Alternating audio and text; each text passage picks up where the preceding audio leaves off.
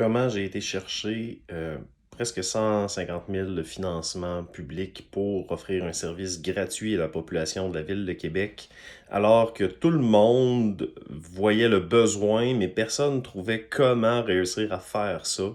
Ou en fait, c'est facile à faire, mais à facturer des milliers de dollars par rencontre plutôt que de le faire gratuitement pour chacun des clients parce que c'est financé par une entité gouvernementale, parce que c'est financé par la ville, parce que la ville a un intérêt à ce que sa population puisse avoir accès à ce genre de service-là. Donc, j'ai fait le tour de l'écosystème entrepreneurial à Québec pendant plusieurs années pour vraiment comprendre qui fait quoi, à quel moment dans le parcours de l'entrepreneur. Et ça m'a permis de développer un réseau de contacts vraiment impressionnant qui permet justement de pouvoir savoir à quel moment est-ce qu'un entrepreneur devrait aller voir qui, puis faire quoi avec quelle personne, puis qu'est-ce que j'y présente, qu'est-ce que j'y dis, qu'est-ce qu'ils financent, qu'est-ce qu'ils veulent voir comme document, etc. Donc tout ça, c'est tout un travail de terrain, je veux dire, c'est vraiment un travail de moine que j'ai fait pendant plusieurs années.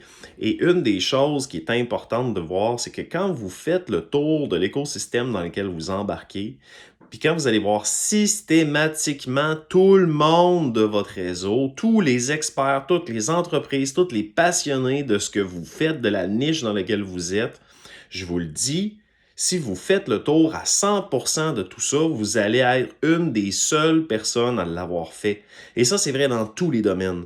Donc moi, j'ai pris le temps d'aller rencontrer tout le monde pour comprendre exactement ce qui se passe. Puis à chaque année, je fais un effort pour faire un suivi conscient et volontaire d'aller rencontrer tous les différents acteurs de l'écosystème entrepreneurial pour comprendre c'est quoi les nouveautés, c'est qui les nouvelles personnes qui sont là. Des fois, il y a des nouveaux programmes, des fois, il y a des changements, etc., etc. Donc ça, c'est toutes des choses qui sont super importantes et que pas assez de monde font. Après ça, c'est de réussir à voir comment est-ce que je fais pour me placer comme étant un allié de tous ces acteurs-là. Donc, il y en a plusieurs au départ qui me voyaient comme étant de la compétition parce qu'ils disaient, oui, mais nous, on fait quelque chose comme ça. Puis... Mais c'est important de réussir à trouver, ils sont où les trous. Parce que quand on va voir quelqu'un puis qu'on lui demande comme upfront, tu sais, de dire salut, c'est quoi les clients que tu prends pas, ben la personne va dire ben non, je veux dire moi les clients, je suis capable de faire quelque chose avec eux autres ou ça, y a pas de problème, ils ont juste à venir me voir, etc. Fait que les gens tombent un peu sur la défensive quand on leur donne la solution. Maintenant, ce que j'ai fait, c'est que j'ai été poser des questions. J'ai posé beaucoup de questions. J'ai tourné autour du pot, puis jusqu'à faire sortir, dans le fond, des réponses. Donc, jusqu'à temps que les gens me nomment des choses qu'ils font pas. Donc, il arrive un point avant tes services que tu peux pas rien faire avec le client, puis il arrive un moment après ton service où tu peux rien faire avec le client. Entre les deux, moi, je te dis, je veux te faire de la business, je veux t'envoyer des clients, fais juste me dire c'est quoi ton client parfait, on va s'arranger pour t'en envoyer, puis je veux te faire de l'argent. Donc ça, c'est le message sous-jacent à tout ça. Et ensuite de ça, ben, c'est je vais être ton allié.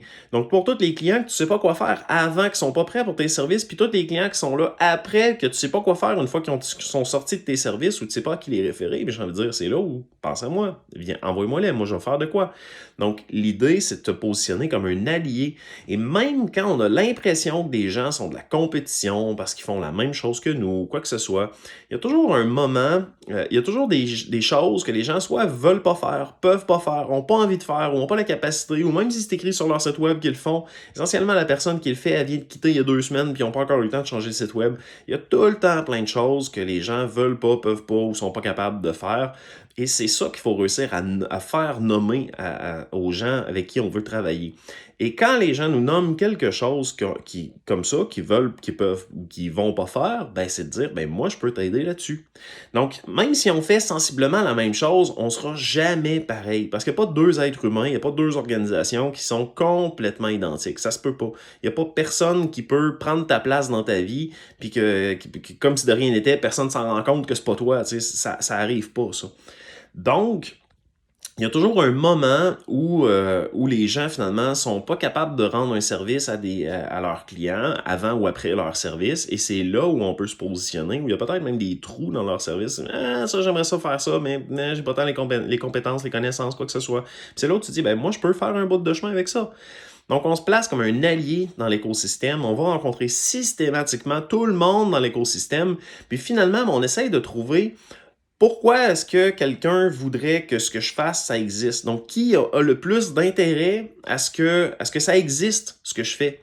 Et dans mon cas, ben, la Ville de Québec a l'avantage de dire si les projets d'entrepreneuriat sont mieux accompagnés sur le terrain dès le départ, ben, les projets vont avoir essentiellement plus de chances de succès. Quand ils vont aller dans d'autres partenaires de l'écosystème, ils vont mieux comprendre pourquoi ils vont voir ces ressources-là, qu'est-ce qu'ils vont faire avec ces ressources-là. Donc, ultimement, ça aide les autres organisations qui, elles, accompagnent les entrepreneurs, mais font d'autres choses. Puis de réussir à se présenter comme un allié d'eux autres, ben, ça fait qu'eux vont défendre notre dossier, même quand on ne sera pas là. Donc, eux ont avantage à ce qu'on existe parce qu'on prend les trous morts qu'eux veulent pas faire. Puis la ville a avantage à ce que ça existe parce qu'essentiellement, ben, l'activité économique à terme de la ville de Québec va être gagnante. Donc, même s'il n'y a pas de retombée immédiate, et c'est la raison pour laquelle ce service-là n'existait pas essentiellement, c'est parce qu'il n'y a pas de retombée immédiate. On est toujours dans un mode où, par exemple, dans l'écosystème entrepreneurial, on va beaucoup mettre l'emphase sur l'entreprise, le plan d'affaires, le chiffre d'affaires, des employés, des embauches, des partenaires, peu importe. Donc, on met l'emphase sur le projet d'entreprise, sur la business comme telle. Et moi, ce que je suis arrivé comme angle, c'est de dire, mais dans le fond, on peut parler de l'entrepreneur, tu sais, l'humain en arrière de l'entrepreneur qui a des ambitions, des aspirations, qui a des volontés, des passions, qui a envie de faire des choses dans sa vie, qui a envie de faire une différence, qui n'est pas nécessairement, ça se rapproche beaucoup de son entreprise, mais l'entrepreneur n'est pas son entreprise. Donc, de mettre l'emphase sur l'humain en arrière de l'entrepreneur, pour moi, ben, ça devient un angle, j'ai envie de dire, un angle d'attaque pour dire, ben oui, c'est pertinent d'accompagner l'humain derrière l'entrepreneur. Et de dire à n'importe quel organisme qui accompagne l'entreprise, ben de dire, toi, c'est cool, tu accompagnes l'entreprise va avoir du succès. Maintenant, moi, j'accompagne l'entrepreneur. Donc, on peut faire un parcours en parallèle. Et quand eux se rendent compte, finalement, que la personne qui accompagne pour l'entreprise, ils se rendent compte que la personne a des problèmes dans sa vie personnelle ou qu'il y a des questions qu'elle ne sait pas ou que, bref, elle ne sait pas par où commencer ou il y a des choses que tu dis, OK, à qui j'en parle de ces affaires-là? Je ne sais pas à qui il faut que je pose la question. Ben, c'est là où, naturellement, les gens vont penser à moi parce qu'ils se disent, ah, mais dans le fond, tu as une question qui rentre dans aucune case. Puis ça, c'est les questions qu'on envoie à Carl-André. Fait que l'idée derrière ça, c'est de te positionner comme étant un allié dans l'écosystème. En tout cas, moi, c'est comme ça que je l'ai fait. C'est comme ça que j'ai réussi à développer ça. C'est comme ça que j'ai réussi à développer un service qui était voulu, qui était désiré, que personne ne savait comment mettre en place.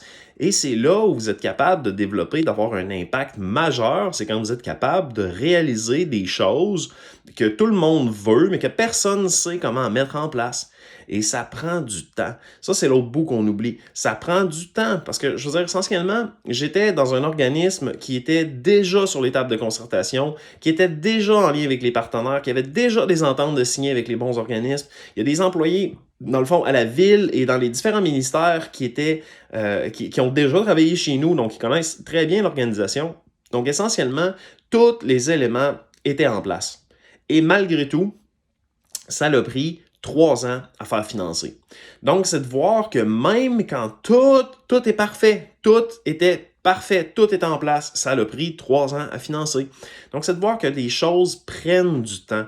Et si j'avais voulu faire ça à mon compte, tout seul, avec une entreprise privée, bien, ce qui serait arrivé, c'est que ça m'aurait pris 20 ans, pas de salaire, à arriver à faire ça. Puis, je sais pas pour vous, mais moi, 20 ans, pas de salaire, je suis pas capable de survivre autant que ça. Fait que c'est vraiment de réussir à trouver comment vous pouvez mettre en place quelque chose que les gens sont pas capables de mettre en place, mais attendez-vous à ce que ce soit dur, à ce que ce soit long, à ce que ce soit, j'ai envie de dire, presque pénible à un certain moment, puis de faire le tour un par un de tous les acteurs de ton écosystème, puis d'aller poser des questions, d'aller te positionner comme un allié, de devenir une référence naturelle parce que tu vas être la seule personne qui va avoir fait le tour systématiquement de ton écosystème. Donc moi, c'est comme ça que j'ai développé mon projet au sein d'une organisation existante. Donc, je suis un intrapreneur qui réalise son projet personnel au sein d'une organisation communautaire et j'ai réussi à aller chercher du financement public pour financer ce service-là parce que ça répondait vraiment à un besoin. Donc, il y a toutes sortes de façons de construire son projet. Je ne dis pas que c'est la meilleure façon que tout le monde devrait faire comme moi, mais de toute évidence, ça fonctionne. J'ai beaucoup de clients qui ont fait quelque chose de très, très similaire dans leurs écosystèmes et ça fonctionne. Fait que bref, lancez-vous, essayez, réalisez vos rêves, faites-le. Arrêtez de vous empêcher de réaliser vos rêves. faites-le. Faites-le.